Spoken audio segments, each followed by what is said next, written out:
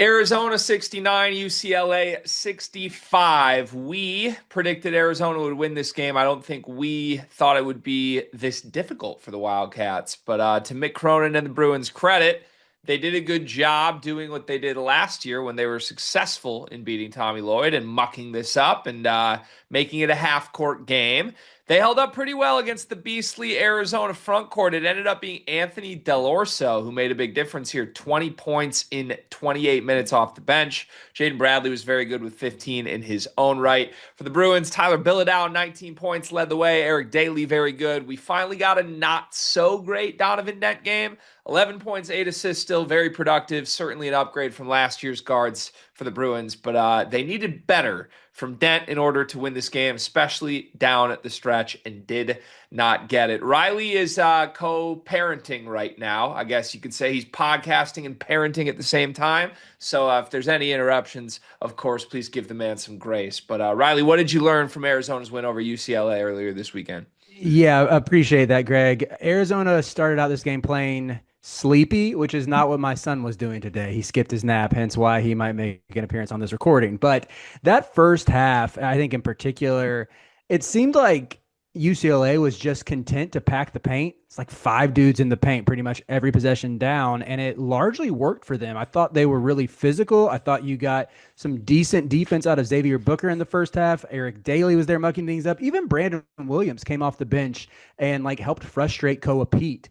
And that I think this told us more about UCLA than Arizona, to be frank, and that's that they can still win, or I shouldn't say win because they didn't win. They can still make things difficult on good teams and will probably ultimately win some games playing that patented like mucky mix style of ball. And like I'm just watching this game thinking college basketball is the only if you follow the sport, you realize it makes sense, even though it shouldn't, that like someone like Tyler Bilodeau can outplay Koa Pete. Koa Pete, who's probably going to play in the NBA for a decade, and yet Bilodeau frustrated him offensively. And I thought UCLA collectively got to Pete on the other end. And just all in all, I think it felt like UCLA exerted their will and controlled this game. It was just down the stretch. You got some really, really good minutes out of Jaden Bradley, some very timely jumpers from him, and Anthony Del Orso. I might have mentioned this on the preview, but I've been so impressed by his play this year. He has like turned himself into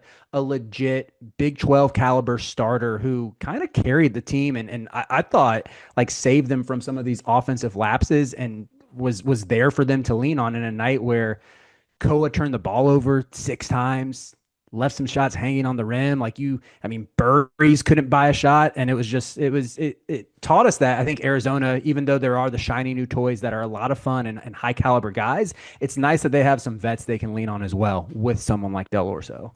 Yeah, while we got the result of our prediction correct here with Arizona emerging and winning late, we certainly did not get how. Like we got the right answer, but show your work, right? We did not show our work on this one. I thought Koa Pete would really stifle Billet out. Instead, I thought Billet out was spectacular. He hit three threes. That was huge too. The thing with Billet out, I don't know how to describe this. He's a great college player.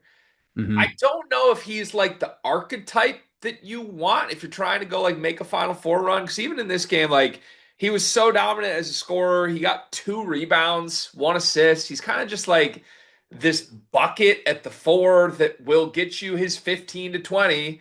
And like, what else does he do to impact winning? I don't know. Like, this very much to Hmm. me felt like a game of like, oh, Tyler Bilodeau's our best player.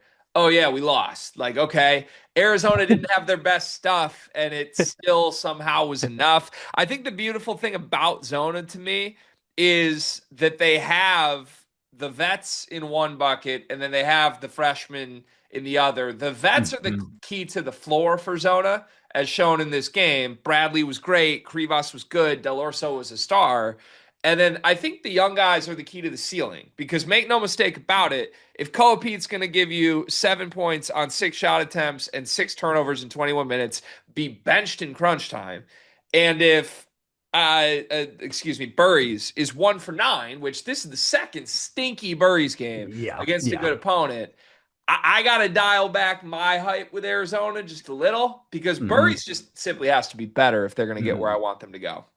Yeah, I would even throw Karchenkov in that bucket as well. He's someone you know how much I love him, but he only took 4 shots this game, missed both his jumpers. I think both of his buckets came in transition, where it's like, okay, he's awesome when you get him in the open court and you get him putting his head down and just attacking the basket. But in a game where again UCLA is just playing so physical in the paint and not giving up anything in the interior, where you need people to hit their threes, that's where it's like, okay, thank goodness that they returned Del Orso and I apparently appeased him enough last year, even with some inconsistent minutes, that he didn't go seek greener pastures. And yeah, you get another awesome Jaden Bradley game where he carries you down the stretch. So yeah, I think hopefully these nights from Koa Pete are few and far between. Sometimes we forget that freshmen, no matter how good they are, no matter what their McDonald's All-American status is, they still might struggle. So maybe it's not the last that you've seen. I still would push back a little bit that like this UCLA team, I think can you don't want to play the moral victory game, but I'm still thinking that like they could be a factor in the Big Ten, but it's I think just they that will be. but that post depth, if I had a nitpick, it's like where okay, let's go with the optimist side first. I would say you contained a really, really good Arizona team that offensively played more like a Mick Cronin team with the terrible shots it took than a Tommy Lloyd team. Like all the when you think about the non Jaime Jaquez Mick Cronin teams that you always like, oh, it's a slog offensively. They can't shoot. They got to lean on their defense. This bore out for both teams in that game, and I think it was a testament to UCLA's defense that they forced typically such a smart Arizona team and Arizona program into really tough shots. And at the same time, like UCLA only got a 5 for 18 performance from Donovan Dent.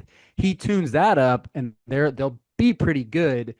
But that post depth, I would say, is really scary because you have Billadal who's just going to shoot and score. You have Booker who's just going to shoot and score, maybe block a few shots.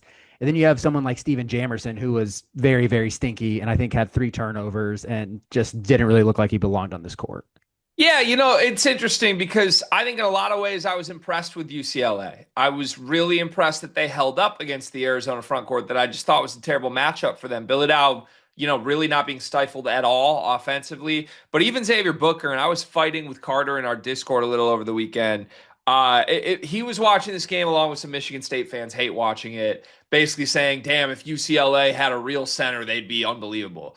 My take on from watching this game was not that at all. Like Booker had Mm-hmm. 10 and 7 against the Arizona front court, hit 2 threes. Like I did not for 1 second feel like they needed something different at the 5. They needed Donovan Dent to be more efficient and close this game as a winner. And I kind of want to ask you on that in a moment. But I think the thing for UCLA to me, it's hard. I was impressed with how they were able to control this game, play it on their terms, and really find success against Arizona in a lot of ways. At the same time, I think if you're a UCLA fan, you're looking back on this game being like, we shot 53% from three and lost on a night where Arizona's 2 freshman stars did nothing. Mm-hmm. Like, to me, that is a pretty serious warning sign. And look, I'm not trying to tell you to panic as a UCLA fan. This is a tournament team. This is a top half Big Ten team. The question is just like, what's the ceiling? They've already dropped 20 spots, according to KenPom. Mm-hmm. I think I've gone from like they could win a national title to like they could maybe win two and make a Sweet 16. I don't Yeah. really know. What'd you think of Dent though? That was kind of my like if they got a better Donovan Dent in this game, don't they win it pretty comfortably? Yeah, I some of it I thought he wasn't involved enough in the first half, which is weird to say because he is theoretically the guy who the ball's supposed to be in his hands and everything runs through him. But they got a lot of Eric Daly looks in the first half that maybe you wish Donovan was taking the shots instead. But then again, there's felt like this weird cloud over Dent really since that first exhibition game where he shot maybe like 4 for 16. I can't remember who it was against. I just remember seeing the stat line and being like, this was not exactly what I thought we were going to get out of power conference Donovan Dent. And I know that's coming up from the Mountain West. It still is a jump up, but like I mean, he played poorly against Michigan State in the tournament. That's the only indicator I felt like we had that this might not translate. And maybe it's just like it's the athleticism difference where his athleticism pops less when he's not going against Mountain West foes. But I still think of him as like one of the better athletes at the guard position in the Big Ten. Maybe it's the like I think the supporting cast is good enough, but I mean, you look at that first half, he was 1 for 5 with 3 turnovers and just couldn't get it going. I don't know if I don't necessarily think it's time to panic on him not translating, but I just haven't. I have been thoroughly underwhelmed so far by his experience in a Bruins uniform. Yeah, I think the shooting overall from the floor is down 10%. Small sample size alert. It's only been 3 games, but it's down from he's been his whole career like a 50% from the floor guy. He's down to 39% from the floor right now. He's never been a great shooter. He did shoot 40% last year, but he's never attempted 2 threes a game in his career. That's not changing. He's still at 1 3 a game, and he's not making them right now. So, like, a big part of his profile really is like he's got to get to the free throw line a ton. And his Mhm. free throw rate's just down a little bit to start this season. I'm not worried about it. He's still such an upgrade from last year. I would just say this. I think I'm readjusting my view of it of like maybe he's the second best player in the Big Ten. Maybe he's right behind Braden Smith to like, no, maybe he's a second team All Big Ten guy and going to be good some nights and Mhm. maybe not good enough to power this team to wins against top 10 opponents that are bigger, more athletic. So Right. I don't know. We'll see. One more question on UCLA. They got nothing from the bench in this game. Trent Perry's been good this season, but when you're playing Dent so many minutes, like, what are you even trying to get from Perry? It's not like you can really play them together and use the stuff that makes Perry special. So I don't know. I kind of view the UCLA bench as like a total non-starter at this point. Do you agree with Mhm. me on that? I do. Yeah, it's like, I mean, Perry's at his best when he's able to run the offense, and that's what you're paying Donovan Dent to do. So, and Perry doesn't really give you anything defensively to where you'll see him shine in maybe some of the bye games and or against weaker competition. But yeah, that feels a little, I don't want to say redundant would be a bridge too far, but just not optimal. Yeah, I don't think it's going to change all that much either. Perry's the one guy I think can make an impact game to game. But again, when you have Dent, I don't think that really is cohesive together. On the flip side, Arizona, one of the deepest teams in the country. Think we could probably just sort of put a bow on this with this. Really impressive for them to sort of survive multiple big UCLA runs. The Bruins got up, big in the second half. Midway through, it Mhm. felt like they were going to kind of close the door. And I once again am impressed with Arizona's mental, emotional toughness. They showed this against Florida. They did it again against the tough as nails UCLA team. Regardless of if they get better play from Burries, I think there's a floor here with this team that is just like they're a tough out. Do you agree with me? Yeah, the very high floor. And I think that again, that goes back to just two savvy vets with Bradley and Del Orso.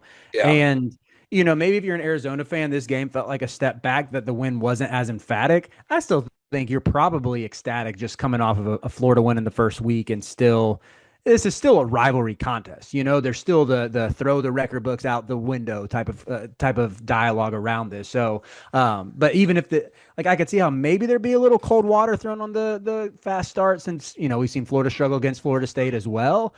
But I just think the combination of the high floor plus those freshmen who should still get better. Like, I mean, it feels like Burries only has can only go up from here. Still, you have that upside that can sort of help you buy in and see a world where this team can end that Final Four drought that Arizona fans have felt. Yeah. And Anthony Delorso has a beard now. Yeah, someone in the comments in our preview said you are like a dead ringer to him, and I do see it a little bit. Ooh. However, you get compared to pretty much every white basketball player with a beard, though. Yeah, that's how it works, which I own. I'm willing to own that. I think Del Orso's probably where I draw the line. Don't like that. And he has better hair than me. So He does have a great head of hair, but however, Greg, do people need to be reminded that you too are a catch and shoot player? honestly, my game looks a lot like Del Orso's when I get going, for sure. So hands up. Congratulations, Arizona, UCLA fans. Hang in there. Things will come that are better for this team. Just wait. Thank you for watching this. We got plenty more previews and recaps for you all season long.